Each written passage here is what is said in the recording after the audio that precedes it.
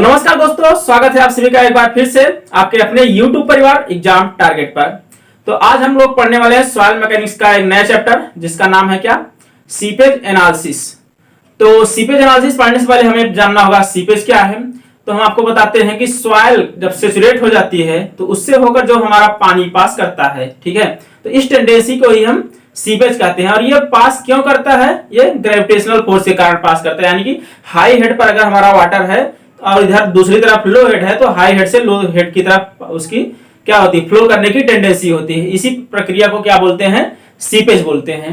जैसा कि आप यहाँ पर देख भी पा रहे हैं, द फ्लो ऑफ वाटर यहाँ पर the flow of water through saturated soil due to head difference is called क्या, सीपेज। अब आप ये मत पूछ लीजिएगा कि सर सैचुरेटेड सॉइल में ही क्यों माना जाता है। तो भाई देखो, किसी भी सॉइल से पहले पानी से पास कब करेगा, जब उसमें पानी आएगा पहले सॉइल तो खुद सैचुरेट होगी, उसके बाद ही ना उससे बाहर जाएगा वाटर। तो इसीलिए सैचुरेटेड सॉइल लिखा गया है, इससे कंफ्यूज मत होइएगा। अब हम चलते हैं, देखते हैं। अब देखिए, पानी अगर पास कर रहा है, किसके कारण पास कर रहा है, high head to low head जा रहा है, मतलब हेड डिफरेंस के कारण पास हो रहा है। यहाँ पर हमने एक फिगर बना दिया है। ये मान लीजिए हमारा कोई सॉइल का टुकड़ा है, इसके इस तरफ क्या किया, हम एक पाइप जोड़ दिए हैं जहां पर यहां तक मतलब टैंक जुड़ा है, उसमें यहां तक पानी फिल हुआ है, और दूसरी तरफ टैंक जुड़ा है, उसमें यहां तक फिल हुआ है पानी। तो देखिए, अब पानी इसमें फ्लो किसके कारण होगा, हेड डिफरेंस के कारण। पहले वाले का हेड जो है H1 है, दूसरे वाले का हेड H2 है। तो हेड डिफरेंस हमारा कितना हो जाएगा, यानी कि H का मान कितना हो जाएगा, तो H हो जाएगा क्या, H1 माइनस H2, यही हमारा हेड डिफरेंस हो जाएगा। इसी के कारण पानी इसमें फ्लो करेगा, ठीक है। अच्छा, अब पानी तो फ्लो कर रहा है, लेकिन अब देखिए यहां से जो हेड डिफरेंस है, ये मान लीजिए H1 माइनस H2 हो गया। अब ये जो एक लाइन आपको दिख रही है, इसको क्या बोलते हैं, इसको बोलते हैं हाइड्रोलिक ग्रेडियंट लाइन, ठीक है। हाइड्रोलिक ग्रेडियंट लाइन का काम क्या होता है, हाइड्रोलिक ग्रेडियंट लाइन अगर मान लीजिए यहां से हॉरिजॉन्टल से अल्फा मतलब थीटा एंगल पर है, तो इसका अगर हम स्लोप निकालें तो स्लोप कैसे निकालते हैं, स्लोप हम क्या मानते हैं, tan थीटा को हम स्लोप मानते हैं, ठीक है। तो tan थीटा बराबर हमारा क्या हो जाएगा, tan थीटा बराबर क्या होता है, लंब अपान आधार होता है, यानी कि परपेंडिकुलर अपान बेस। तो परपेंडिकुलर हमारा कितना है, परपेंडिकुलर डिस्टेंस वही तो है जितना हेड डिफरेंस होगा, यानी कि ये वाली हाइट। तो ये वाली हाइट कितना है, H1 माइनस H2 है। तो ये हो गया कितना, H1 माइनस H2 अपान बेस कितना है, बेस हमने आपको यहां से बता दिया कि इस वाले मिड पॉइंट से इस पाइप के मिड पॉइंट तक की दूरी जो है L है, ठीक है। इसको आप अगर H1 माइनस H2 को H लिखते हैं तो इसको H अपान L लिख सकते हैं। अब tan थीटा क्या है, देखिए सॉइल मैकेनिक्स में हम लोग tan थीटा को क्या बोल देते हैं, हाइड्रोलिक ग्रेडियंट बोल देते हैं। और इसको किस नाम से मतलब किस सिंबल से दर्शाते हैं, इसको I से दर्शाते हैं। तो I इक्वल टू हमारा हो जाता है क्या, H अपान L, या इसी को इस तरह से कह सकते हैं कि H इक्वल टू हो जाएगा क्या, I इंटू L। अब ये कैपिटल L है, स्मॉल L नहीं है, तो ये कैपिटल L हो जाएगा। तो ये दो रिलेशन हमें मिल गए हाइड्रोलिक ग्रेडियंट के। हाइड्रोलिक ग्रेडियंट इक्वल टू क्या होता है, हेड लॉस, मतलब ये हेड डिफरेंस जो इतना है अपान टोटल डिस्टेंस, जितना दूरी है हमारे सॉइल में मतलब पानी ट्रेवल करके जा रहा है वो डिस्टेंस हो गई, ठीक है। अब इसके बाद हम आगे चलते हैं और देखते हैं। देखिए ये आप नोट कर लीजिएगा, ठीक है। अब थोड़ा सा आगे चलते हैं और देखते हैं। अब मान लीजिए यहां से पानी इसमें इस तरफ फ्लो कर रहा है, लेकिन ये क्या है, ये कोई पाइप तो है नहीं, ये सॉइल है, हमारी मिट्टी है, ये काफी सघन होती है।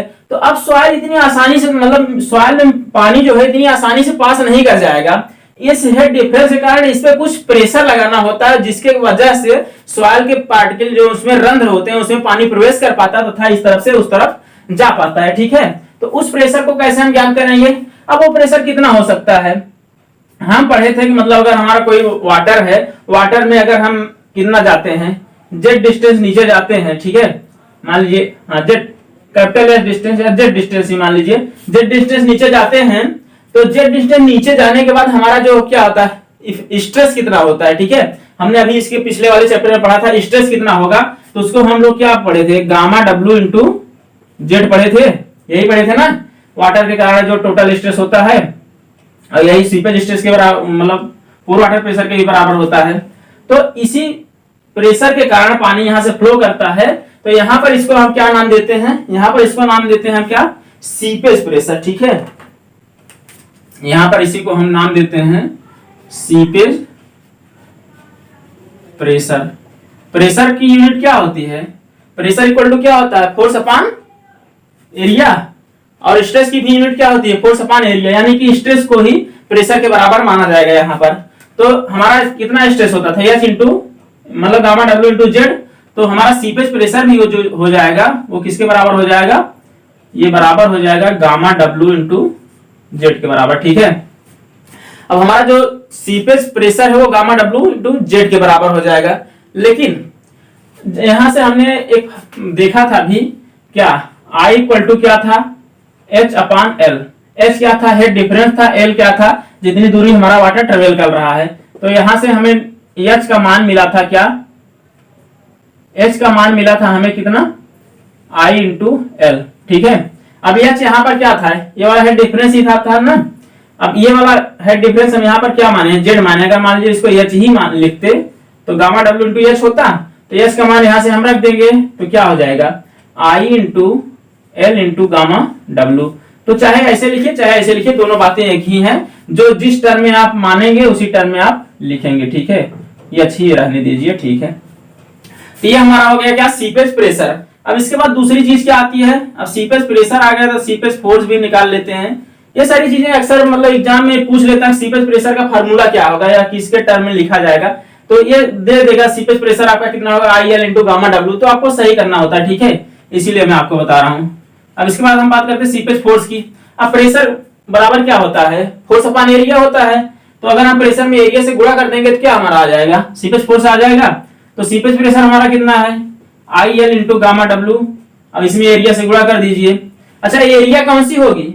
एरिया वही क्रॉस सेक्शनल एरिया होगी जिससे हमारा वाटर क्या कर रहा है? फ्लो कर रहा है। ठीक है, तो ये हमारा आ जाता है आई एल इंटू गामा डब्ल्यू इंटू ए। ठीक है, एल इंटू ए मिलकर हमारा क्या हो सकता है? एल इंटू ए मिलकर क्या हो जाएगा? वॉल्यूम भी हो जाएगा ना। तो इसको हम इस तरफ से भी लिख सकते हैं, आई इंटू भी इंटू गामा डब्ल्यू। ये हमारा क्या होगा? सीपेज फोर्स हो गया। इसके बाद एकांक आयतन पर हमारा जो फोर्स लगता है उसको हम क्या बोलते हैं? Specific seepage force. ठीक है, specific seepage force. Specific seepage force क्या होता है हमारा? Seepage force upon volume. मतलब अपॉन वॉल्यूम कर देंगे, मतलब पर यूनिट वॉल्यूम में हमारा सीपेज फोर्स हो जाएगा। सीपेज फोर्स को अगर हम किससे दिखाएं? यस एफ से। सीपेज फोर्स अपॉन कितना? वॉल्यूम। तो सीपेज फोर्स हमारा क्या है? आई इंटू भी इंटू गामा डब्ल्यू। अपॉन भी कर देंगे तो हमारा भी से भी कैंसिल हो जाएगा, क्या हो जाएगा? आई इंटू गामा डब्ल्यू। तो ये सारी चीजें हो गई। सीपेज प्रेशर हो गया, एच इंटू गामा डब्ल्यू, और देखिए यहाँ स्पेसिफिक सीपेज फोर्स क्या हो गया? आई इंटू गामा डब्ल्यू। ठीक है, तो ये सारी चीजें आप याद कर लीजिएगा, नोट कर लीजिए इन सब को। आगे बढ़ते हैं। तो अब हम चलते हैं कहां पर? देखिए ये हमारा क्या क्या हो गया? स्पेसिफिक सीपेज फोर्स हो गया, सीपेज फोर्स हो गया, और क्या हो गया? सीपेज प्रेशर हो गया। ठीक है, तो यहाँ पर seepage pressure, seepage force, specific seepage force हो गया। तो अब इन सारी चीजों को नोट कर लीजिए, इसके बाद हम आगे बढ़ते हैं। ठीक है, अब हम क्या पढ़ने वाले हैं? अब हम पढ़ेंगे क्या? हाइड्रो मतलब जो इसमें सॉइल में से हमारा वाटर फ्लो कर रहा है उसके कारण से क्या क्या मतलब सॉइल में परिवर्तन होते हैं, हमारे दैनिक जीवन में कौन कौन सी चीजें ऐसी उपयोग में लाई जाती हैं जिसको ये इफेक्ट करता है। ठीक है, तो सबसे बड़ी बात तो ये है कि जो हमारा ये वाटर फ्लो करता है किसमें से? सॉइल में से। अब हमारा वाटर क्या है? कोई वैन नहीं है, कोई गाड़ी नहीं है जो सड़क पर तेजी से चली जा रही है 24-50 किलोमीटर पर आवर की स्पीड से। ठीक है, ये वाटर है फ्लो किसमें से कर रहा है? सॉइल में से। तो सॉइल में से वाटर फ्लो करने के लिए प्रेशर की जरूरत होती है, और प्रेशर इतना नहीं होता वाटर के पास कि एकदम मतलब हमारा 4 मीटर पर सेकंड की स्पीड से जाए। ठीक है, इसकी जो वेलोसिटी होती है ये बहुत कम होती है, मतलब फ्लो वेलोसिटी जो होती है, flow velocity is very less, almost मतलब नेग्लिजिबल होता है, जीरो के बराबर होता है। ठीक है, लेकिन इसके बावजूद ये काफी सारी चीजों के लिए रिस्पॉन्सिबल होता है, काफी सारे कारनामे करके दिखाता है। जैसे पहला इसमें क्या होगा? पहला चीज किसके लिए रिस्पॉन्सिबल है? सीपेज कहना सही नहीं होगा, इसको आप कह सकते हैं क्या? Head loss of reservoir. Head loss of reservoir. अब रिजर्वायर में पानी आप स्टोर करके रखते हैं तो क्या होगा, सीपेज के कारण पानी उसमें से निकल जाएगा तो उसमें क्या हो जाएगा, हेड लॉस हो जाएगा, उसके लिए रिस्पॉन्सिबल होता है। दूसरा हमारा क्या आता है, दूसरा हमारा आता है पाइपिंग कंडीशन। पाइपिंग कंडीशन क्या होती है अभी हम आपको बताते हैं, ठीक है। और तीसरा पॉइंट क्या आ जाता है, तीसरा हमारा जब मतलब वाटर जो है किसी हाइड्रोलिक स्ट्रक्चर के नीचे से गुजरता है, ठीक है, सीपेज के कारण, तो क्या करता है, जैसे मान लीजिए ग्रेविटी डैम है, उसके नीचे से जब हमारा वाटर फ्लो करता है तो क्या करता है, ग्रेविटी डैम पे वो ऊपर की तरफ फोर्स लगाता है, यानी कि अपलिफ्ट फोर्स लगाता है। तो ये क्या होता है, आप किसके लिए जिम्मेदार होता है, for uplift force in hydraulic structure, ठीक है। अब अपलिफ्ट फोर्स के कारण क्या प्रभाव आएगा, मान लीजिए ग्रेविटी डैम है, क्या अपने वेट के कारण ही तो मतलब स्थिर होता है, सारे काम करता है, लेकिन जब उस पर अपलिफ्ट फोर्स लगेगा क्या होगा, उसका वेट रिड्यूस होना शुरू हो जाएगा। तो अपलिफ्ट फोर्स अगर ज्यादा हो जाएगा तो हमारा ग्रेविटी डैम क्या हो सकता है, कोलैप्स भी कर सकता है, ठीक है। तो ये सारी चीजें हैं, ये तीन चीजें पूछता है कि मतलब हमारा वेलोसिटी के कारण, सीपेज के कारण क्या क्या प्रभाव पड़ते हैं, किन किन चीजों पर प्रभाव पड़ते हैं, ठीक है। तो इसे आप नोट कीजिए, बाकी अब हम आगे चलते हैं। अब आगे बात हम करते हैं, मान लीजिए हमारे पास कोई एक रिवर है, ठीक है, ये हमारी क्या कर रही है, ये हमारे पास एक रिवर है, ये कुछ इस तरह से फ्लो कर रही है। तो ये रिवर फ्लो कर रही है, इसमें हम क्या काम करते हैं, इसमें एक डैम बना देते हैं, यहां पर हम एक डैम बना देते हैं, ये हमारा डैम हो गया। अब देखिए जब डैम बन गया तो क्या होगा, ये अगर हमारा क्या है, मतलब अप स्ट्रीम साइड है, ये हमारा डाउन स्ट्रीम साइड है, तो डाउन स्ट्रीम साइड में पानी तो जल्दी ज्यादा नहीं पहुंच पाएगा, तो क्या होगा, यहाँ का जो लेवल होगा पानी का वो घटना शुरू हो जाएगा, घटना नहीं शुरू होगा तो कम से कम उसी लेवल पे रहेगा। लेकिन इसके बावजूद क्या होगा, हमारे मतलब अप स्ट्रीम साइड में क्या होगा, पानी का लेवल बढ़ जाएगा, क्योंकि हमने उसको वहां पर पानी को रोक दिया। जहां तक हम उसको बढ़ाना चाहें वहां तक बढ़ा सकते हैं, उसके बाद हम क्या करेंगे, अगर इसके ऊपर नहीं बढ़ाना चाहे तो यहाँ से स्पिलवे लगाकर हम पानी को इधर ड्रॉप कर सकते हैं, ठीक है। तो ये हमारा डैम हो गया, डैम क्या, ये अप स्ट्रीम साइड हो गया, ये डाउन स्ट्रीम साइड हो गया। अब देखिए अप स्ट्रीम साइड की हाइट जो है, इसका हेड जो है, मान लीजिए इसका अगर h1 है और ये जो है ये h2 है, ठीक है। तो यहाँ पर आपको साफ साफ हेड डिफरेंस देखने को मिल रहा है, ठीक है, ये h2 ये h1, इधर हमारा हेड ज्यादा, इधर हमारा हेड कम है। तब क्या प्रक्रिया होगी, हेड डिफरेंस के कारण हमारा जो वाटर है क्या करेगा, सीपेज करने की कोशिश करेगा, तो सीपेज करके जाएगा कहाँ, यहाँ पर मान लीजिए अगर मतलब डैम का बेस है, ठीक है, यहाँ मान लीजिए नदी है जो उसकी तलहटी यहाँ पर है, इसके ऊपर पानी फ्लो में यहाँ भरा हुआ है और इधर पे यहाँ भरा हुआ है, तो क्या करेगा, यहाँ पर सॉइल है, तो हमारा जो वाटर होगा वो क्या करेगा, सॉइल में से जाने की कोशिश करेगा, सॉइल में से धीरे धीरे सीपेज करके इधर जाने की कोशिश करेगा इस साइड में, क्योंकि वाटर है तो हेड डिफरेंस के कारण वो फ्लो होगा। देखिए इसमें दो कंडीशन होंगी, दो चीजें होंगी, जो हमारा वाटर है पहली बात ग्रेविटी के कारण क्या करेगा, नीचे जाने की कोशिश करेगा, लेकिन जो हेड डिफरेंस है उसके कारण इधर की तरफ जाने की कोशिश करेगा, ठीक है। तो यहाँ पर दो तीन कंडीशन बनती है, मैं आपको बता रहा हूं। देखिए जो हमारा यहाँ पर सॉइल है जो हमारी, ठीक है, यहाँ पर जो हमारी सॉइल है, सॉइल क्या, सॉइल में कौन सा मतलब क्या होगा, उसमें हमने आपको बताया था क्या, इफेक्टिव स्ट्रेस काम करता है नीचे की तरफ, ठीक है। इफेक्टिव स्ट्रेस काम करेगा, मान लीजिए यहाँ पर क्या, सिग्मा डैश इफेक्टिव स्ट्रेस काम करेगा। लेकिन ये जो वाटर है, ये वाटर के कारण क्या होगा, इसमें सीपेज फोर्स भी काम करेगा, सीपेज स्ट्रेस काम करेगा, ठीक है, तो सीपेज प्रेशर काम करेगा। अब यहाँ पर क्या है, यहाँ पर वाटर हेड हमारा ज्यादा है तो क्या करेगा, सीपेज मतलब सीपेज जो है इसकी डायरेक्शन क्या होगी, नीचे की तरफ होगी, यहाँ पर इस पॉइंट पे। तो यहाँ पर अगर हम देखें तो effective stress plus seepage stress मिलके दोनों जुड़ जाएंगे, ठीक है, क्या हो जाएगा, सीपेज स्ट्रेस, अगर मान लीजिए क्या, सीपेज फोर्स सीपेज प्रेशर, ठीक है, सीपेज प्रेशर ही तो होगा, स्ट्रेस तो यहाँ पर हम नाम लिए नहीं थे, तो क्या होगा, effective stress plus seepage pressure मिल जाएंगे, ठीक है। तो ये दोनों जुड़ के क्या बनाएंगे, पॉजिटिव ही कुछ बनाएंगे, ठीक है। लेकिन अगर हम यहाँ पर बात करें इस वाले डाउन स्ट्रीम साइड में, तो यहाँ पर देखिए क्या, सीपेज के कारण हमारा वाटर जो है ऊपर जाने की कोशिश कर रहा है, यानी कि हमारा जो सीपेज प्रेशर है वो कहाँ ऊपर की तरफ लगेगा, जबकि इफेक्टिव प्रेशर अगर मान लीजिए यहाँ पर कोई डिस्टेंस है हमारे सॉइल की जेड डिस्टेंस पे, यहाँ पर अगर हम देखते हैं कंडीशन तो क्या होगा, यहाँ पर इफेक्टिव स्ट्रेस हमारा नीचे की तरफ कार्य करेगा, मान लीजिए सिग्मा बार हमारा कहाँ नीचे की तरफ कार्य कर रहा है, ये पॉजिटिव होगा। लेकिन जो हमारा यहाँ पर सीपेज प्रेशर होगा वो ऊपर की तरफ कार्य करना शुरू कर देगा यहाँ पर, क्योंकि ये ऊपर जाने की टेंडेंसी रखता है वाटर। तो ये इसी के कारण क्या होगा, सीपेज प्रेशर यहाँ पर हमारा पॉजिटिव ना होकर निगेटिव हो जाएगा। ठीक है, तो देखिए पहली कंडीशन ये बन गई, दूसरी कंडीशन ये बन गई। जब हमारा वाटर क्या होगा, हमारा वाटर जो डाउनवर्ड अगर फ्लो कर रहा है, ठीक है, डाउनवर्ड फ्लो कर रहा है तो प्लस होगा, पॉजिटिव होगा। लेकिन हमारा वाटर जो है अपवर्ड फ्लो कर रहा है तो ये क्या होगा, निगेटिव हो जाएगा। ठीक है, अब देखिए पॉजिटिव वाले कंडीशन में हमें कोई प्रॉब्लम नहीं है, यहाँ पर हमारा इफेक्टिव स्ट्रेस जो है वो काम अच्छे से करेगा, मतलब हमारी इफेक्टिव स्ट्रेस को बढ़ाने का ही काम करेगा। लेकिन कंडीशन जब हमारी सेकंड वाली बन जाती है तो यहाँ पर कुछ संभावनाएं होती है किसकी, वो यहाँ पर डैम की फेल होने की है, मतलब पाइपिंग होने की कंडीशन होती है। वो किस प्रकार से होगी मैं आपको बता रहा हूं।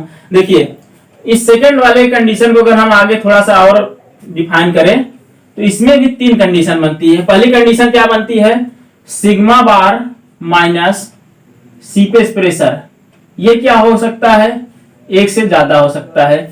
जब हमारा सीपेज प्रेशर मतलब इसका मान जो है 1 से ज्यादा होगा, ठीक है, यानी कि यहाँ पर जितना इफेक्टिव स्ट्रेस लग रहा है सीपेज प्रेशर का मान उससे कम होगा, तभी तो ये 1 से ज्यादा होगा। तो इस कंडीशन में हमारा जो मतलब सारी चीजें क्या होगी, नॉर्मल पोजीशन में होगी, मतलब ये स्टेबल कंडीशन को दर्शा रहा है। ठीक है, स्टेबल कंडीशन को दर्शा रहा है। लेकिन वहीं पर क्या होता है, अगर हमारा sigma bar minus seepage pressure क्या हो जाता है, इक्वल टू 1, इक्वल टू कितना हो जाता है, सॉरी ये ग्रेटर देन 1 नहीं होगा, ग्रेटर देन 0 होगा। ठीक है, ग्रेटर देन 1 का यहाँ कोई मतलब नहीं है। अगर ये इक्वल टू 0 हो जाता है, क्या मतलब इक्वल टू 0 होने का मतलब क्या, ये और ये दोनों बराबर हो गए तभी तो 0 होगा। तो यही जो कंडीशन होती है जब हमारा क्या होता है, इफेक्टिव स्ट्रेस किसी भी पॉइंट पर किसके बराबर हो जाए, सीपेज प्रेशर के बराबर हो जाए, तो उस कंडीशन को हम क्या बोलते हैं, उस कंडीशन को हम बोल देते हैं क्या, क्विक सैंड कंडीशन।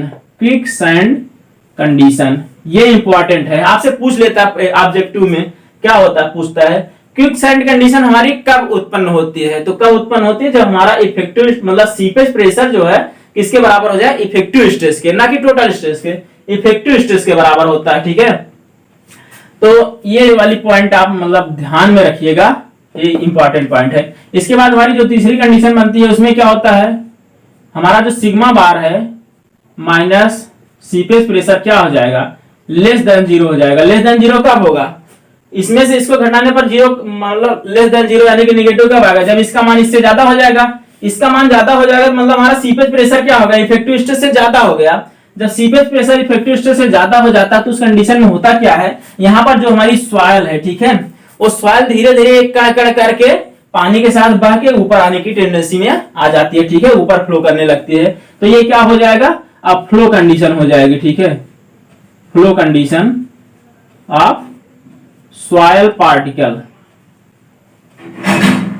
थोड़ा सा देख लीजिएगा, थोड़ा साफ नहीं लिखे हैं। तो सॉइल पार्टिकल क्या करेंगे, ऊपर की तरफ बहना शुरू कर देंगे। इसके बाद इसी ये वाली कंडीशन जब आ जाती है, ठीक है, तो इसी के फलस्वरूप धीरे धीरे क्या आ जाता है, हमारी पाइपिंग हो जाती है। पाइपिंग क्या होती है मैं आपको यहीं पर समझा दे रहा हूं। देखिए जब यहाँ पर ये वाली कंडीशन बन जाती है तो क्या होता है, यहाँ पर जो सॉइल के कण है वो पानी के साथ एक एक करके धीरे धीरे क्या होते हैं, ऊपर की तरफ बहना शुरू कर देते हैं। तो अभी मान लीजिए यहाँ से एक एक कण बहे तो यहाँ से धीरे धीरे खाली हो गए, उसके बाद इसके नीचे वाले कण ऊपर की तरफ फ्लो करेंगे। ऐसे ऐसे करते करते करते करते क्या पूरी एक पाइप बना देते हैं। ठीक है, यहाँ से यहाँ तक पूरी एक पाइप बना देते हैं। उसके बाद इसी में जितनी सॉइल थी सारी की सारी कण निकल गए, बाहर चले गए। अब क्या हुआ, हमारा पानी पूरी तरह से फ्लो करा, जैसे मतलब एक नली में फ्लो कर रहा है। ठीक है, तो उसी कंडीशन को क्या बोलते हैं, उसी कंडीशन को हम पाइपिंग बोल देते हैं। ठीक है, अब पाइपिंग कंडीशन और क्विक सैंड कंडीशन में अंतर क्या है, तो क्विक सैंड कंडीशन वो क्रिटिकल कंडीशन है जब हमारा जो ये मतलब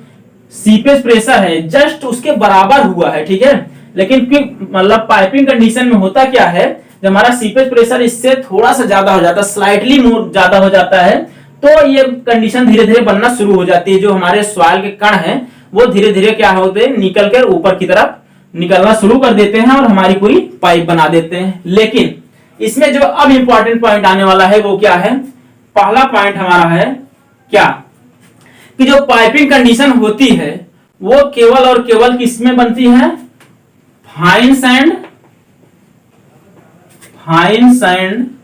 एंड सिल्ट में। ये इंपॉर्टेंट पॉइंट है, ठीक है, सबसे ज्यादा इंपॉर्टेंट पॉइंट है। पाइपिंग कंडीशन किसमें बनती है, किस प्रकार की सॉइल में, फाइन सैंड एंड सिल्ट में बनती है। ये क्या है, coarse sand, gravel and clay में ये कंडीशन नहीं होती है, इसमें केवल होती है। अब ये क्यों नहीं होती है, मैं आपको थोड़ा सा डिस्क्राइब करने की कोशिश करता हूं। देखिए क्ले क्या होता है, क्ले हमारी कोहेसिव सॉइल होती है, ठीक है।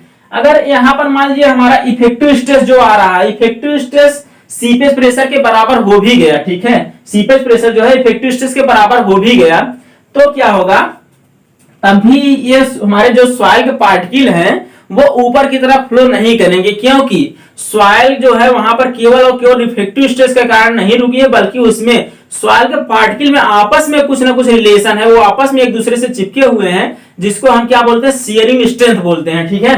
तो शियरिंग स्ट्रेंथ के कारण ये यहाँ पर स्टेबल होते हैं, भले से ही क्या होता है, हमारा सीपेज प्रेशर इसके बराबर ही क्यों ना हो जाए, ठीक है। इसी कारण से क्ले में हमारी मतलब क्ले जो है वो टेंडेंसी नहीं रखती है पाइपिंग की। ये बहुत फ्रीक्वेंटली पूछ लिया जाता है कि क्ले में मतलब जब इसके बराबर हो जाए तो क्या उसमें पाइपिंग कंडीशन होगी, तो नहीं होगी। क्यों नहीं होगी, क्योंकि इसमें क्या होता है, शियर स्ट्रेंथ होता है। अब बात करते हैं कोर्स सैंड और ग्रेवल की।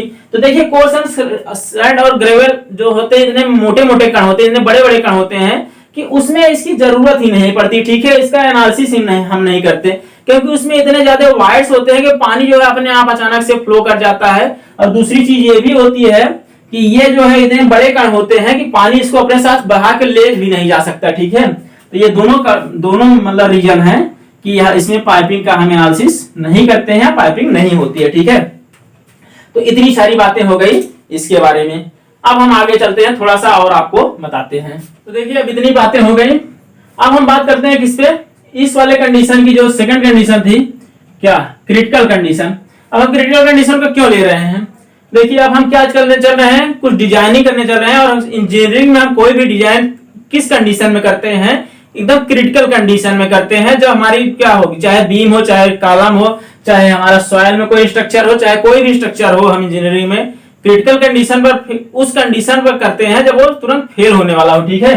तो यहाँ पर क्रिटिकल कंडीशन में क्या, इसके जस्ट बाद पाइपिंग होने की कंडीशन आ जाएगी, ठीक है। तो इस वाले कंडीशन को हम लेके चलते हैं, क्या है, sigma bar minus P S equal to 0। देखिए क्या है, effective stress minus seepage pressure equal to 0, एक क्रिटिकल कंडीशन है। इसी पर हम क्या करेंगे, एक फार्मूला होता है, उसको डिजाइन कर मतलब उसको क्या करेंगे, डेरिवेट करेंगे। तो देखिए यहाँ पर हमने एक फिक्स एंड कंडीशन ज्ञात करने का एक apparatus बनाया है। तो देखिए इसमें क्या है, ये एक लेवल है वाटर का, जिसमें से पाइप के द्वारा पानी जाता है। ये एक सॉइल सैंपल है, इसमें प्रवेश करता है और यहाँ से बाहर निकलता है, ठीक है।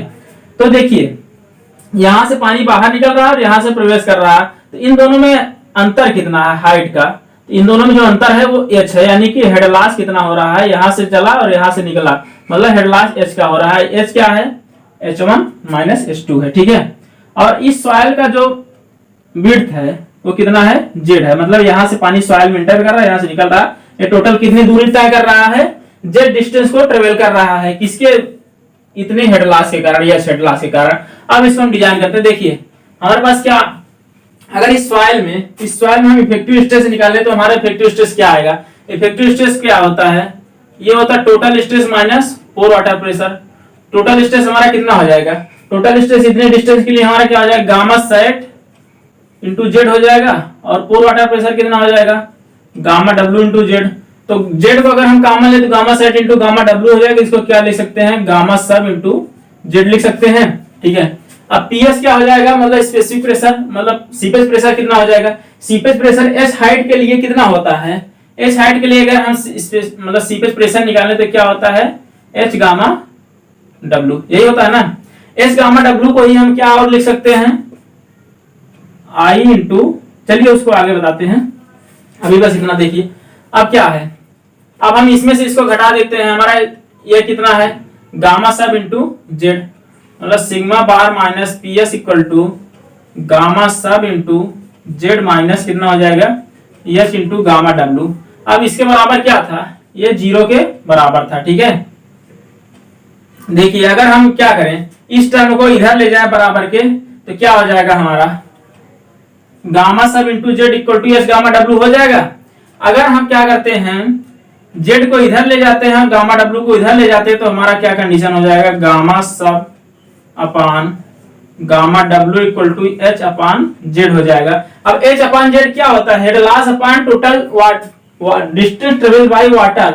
ये हेड लॉस एच है और ये total distance travel by water है, किसमें, सॉइल में। तो एच अपान जेड हमारा क्या हो जाता है, हाइड्रोलिक ग्रेडियंट आई हो जाता है। ठीक है, ये आई हो जाएगा। लेकिन यहाँ पर हम किस कंडीशन में बात कर रहे हैं, क्विक सैंड कंडीशन, मतलब क्रिटिकल कंडीशन में बात कर रहे हैं। तो ये जो आई होता है किसके बराबर हो जाएगा, इसको हम आईसी से डिनोट करते हैं, यानी क्रिटिकल हाइड्रोलिक ग्रेडियंट के से डिनोट करते हैं। ठीक है, तो देखिए अब गामा सब क्या होता है, गामा सब का फार्मूला हमने आपको बताया था, गामा सब इक्वल टू होता है G माइनस 1 इंटू गामा डब्ल्यू अपान 1 प्लस ई। ठीक है, अब अपान में गामा डब्ल्यू है तो गामा डब्ल्यू यहाँ लिख देते हैं। अब देखिए ऊपर भी गामा डब्ल्यू नीचे भी गामा डब्ल्यू एक दूसरे से क्या होंगे, कैंसिल हो जाएंगे। ठीक है, बचेगा क्या, G माइनस 1 अपान 1 प्लस ई।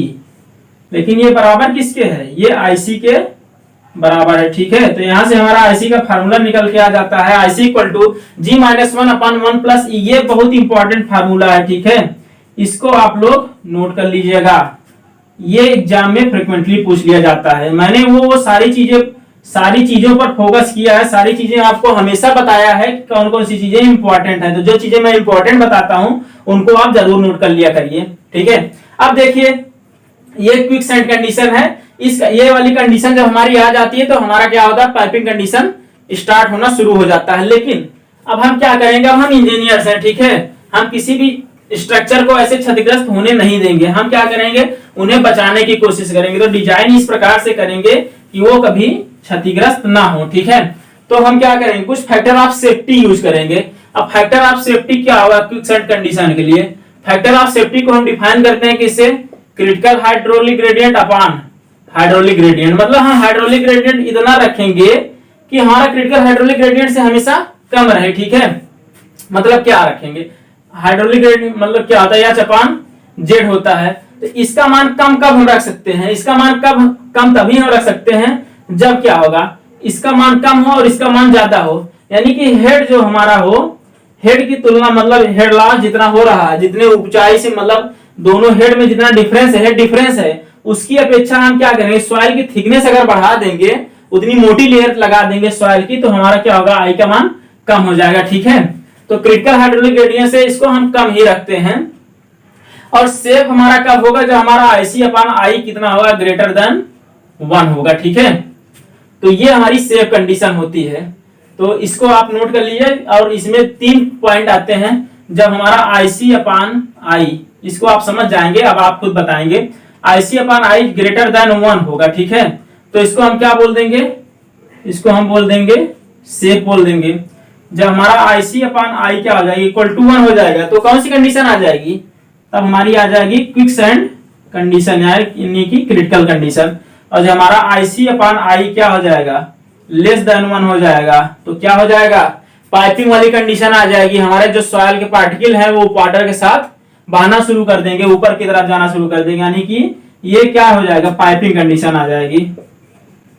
तो ये तीनों पॉइंट आप मतलब समझ लीजिएगा, या इसको याद करने की जरूरत नहीं है। उसमें पूछा क्या जाता है कि किस कंडीशन में हमारा पाइपिंग होगा। ठीक है, पाइपिंग कब होगा, जब आईसी अपान आई लेस देन 1 हो जाए। ठीक है, और बाकी सारी चीजें जितनी हमने आपको बताई थी, आशा करते हैं वो आप समझ गए होंगे। अब इसके बाद आता क्या है, अब ये तो हमारी फैक्टर ऑफ सेफ्टी है।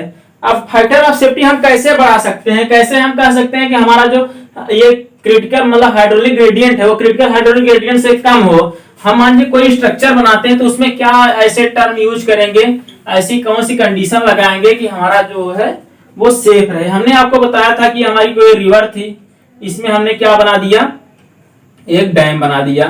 ठीक है, ये हमने आपको डैम बना के दिखाया था। डैम बनाने के बाद क्या होगा, आप स्ट्रीम साइड में हमारा वाटर लेवल बढ़ता जाएगा, जबकि डाउन स्ट्रीम में या तो उतना ही रहेगा या तो उससे कम हो जाएगा। ठीक है, तो अब देखिए यहाँ पर हेड डिफरेंस कितना है, एच के बराबर है। देखिए हमें क्या करना है, हमारा मेन टारगेट क्या है, मेन टारगेट हमारा है हमारा आई का मान कम करना है, यानी कि हेड डिफरेंस जितना है उसकी अपेक्षा हम क्या कर दें कि जो हमारा वाटर ट्रेवल करके यहाँ से यहाँ तक पहुंच रहा है उसको ज्यादा दूरी तय करनी पड़े।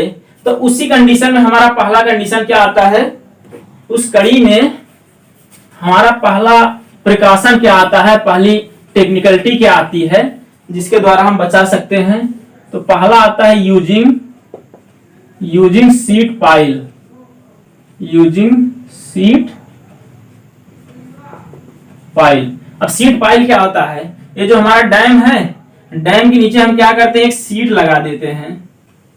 ये लोहे की या मतलब चादर है, इसको यहाँ पर लगा देता है। इसको लगाने से यहाँ पर होता क्या है, देखिए हमारा जो सीपेज होता है वो हमेशा मतलब या तो ऐसे जाता है, लेकिन अगर इसके बीच में बाधा आ जाएगी तो क्या करेगा, अब इसको फाड़ के तो जाएगा नहीं। ठीक है, अब अगर देखिए सीपेज नॉर्मली होता कैसे है, ये कुछ इस तरह से होता है, यहाँ से जा रहा है, ऐसे जा रहा है, ऐसे जा रहा है, ऐसे जा रहा है। अगर इसके रास्ते में बाधा आ गई तब क्या करेगा, यहाँ से नीचे की तरफ आएगा। ठीक है, अब ये मतलब ऐसा नहीं है कि यहाँ पर बाधा लगा देंगे रुक जाएगा, भाई साहब वो बहुत जिद्दी आदमी होता है, तो यहाँ नीचे आएगा, उसके बाद फिर क्या करेगा, इसके साथ ही साथ चलता चलता ऊपर की तरफ जाएगा इसी रास्ते से, फिर तब यहाँ पर जाएगा। तो अब इसको लगाने से फायदा क्या हुआ, इसको लगाने से फायदा ये हुआ कि हमारा जो वाटर है उसको ज्यादा दूरी ट्रेवल करनी पड़ती है, और जितनी ज्यादा दूर हमारा वाटर ट्रेवल करेगा उतनी ही ज्यादा क्या होगा, इसकी एनर्जी में लॉस हो जाएगा, इसमें जो टेंडेंसी होगी प्रेशर फोर्स जो था वो कम हो जाएगा। ठीक है, तो एक प्रकार से ये सीट क्या काम करती है, एनर्जी डिसिपेटर का काम करती है। इसको अगर आप ज्यादा डिटेल में पढ़ना चाहें तो पांडे सर ने आपको इरिगेशन में पढ़ाया था, काफी अच्छे से उन्होंने आपको बताया था डैम के बारे में, उन्होंने मतलब थीम्स थ्योरी दी थी, खोसला साहब की थ्योरी थी, वो सारी चीजों के बारे में काफी अच्छे से डिस्क्राइब किया था।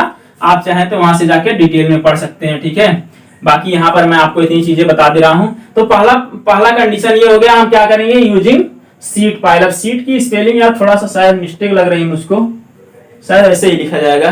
ठीक है, तो सीट पाइल हो गया। अब दूसरा हमारा क्या हो जाएगा, प्रोवाइडिंग फिल्टर। दूसरी कंडीशन क्या हो जाएगी, प्रोवाइड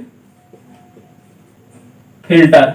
अब ये फिल्टर क्या है भाई, फिल्टर देखिए होता क्या है, ये जो हमारा डाउन स्ट्रीम साइड में सॉइल है, हम क्या करते हैं उसकी थिकनेस बढ़ाने का काम करते हैं, या तो या मतलब आप सही लैंग्वेज ये होगी कि उसमें क्या होगा, उसमें जो है इफेक्टिव स्ट्रेस को बढ़ाने का काम करते हैं। इफेक्टिव स्ट्रेस का बढ़ जाएगा। देखिए ये हमारी मतलब सॉइल का बेड लेवल, मतलब रिवर का बेड लेवल है, इस पे क्या करते हैं, फिल्टर प्रयोग करते हैं। फिल्टर किस चीज का होता है, हम पहले नीचे क्या करते हैं, ग्रेवल लगा देते हैं, ऊपर क्या करते हैं, कोर्स सैंड रख देते हैं। ठीक है, ग्रेवल के ऊपर कोर्स सैंड रख देते हैं, उसके ऊपर फाइन सैंड रख देते हैं।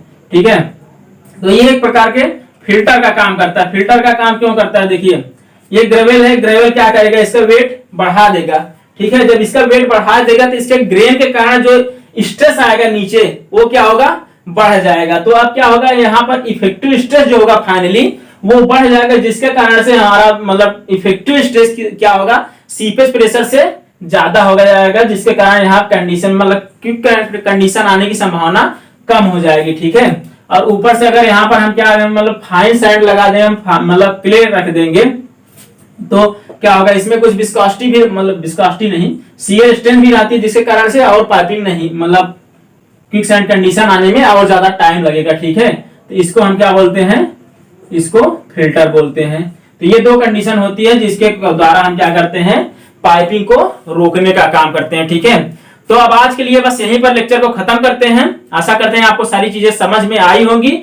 अगर कोई भी चीज आपको कंफ्यूजन में रह गई है, आपको समझ में नहीं आई है, तो जरूर उसको कमेंट बॉक्स में लिखिएगा, हम अगले क्लास में उसको बताने की पूरी कोशिश करेंगे। ठीक है, अब आपसे मिलते हैं नेक्स्ट वीडियो में, तब तक के लिए जय हिंद।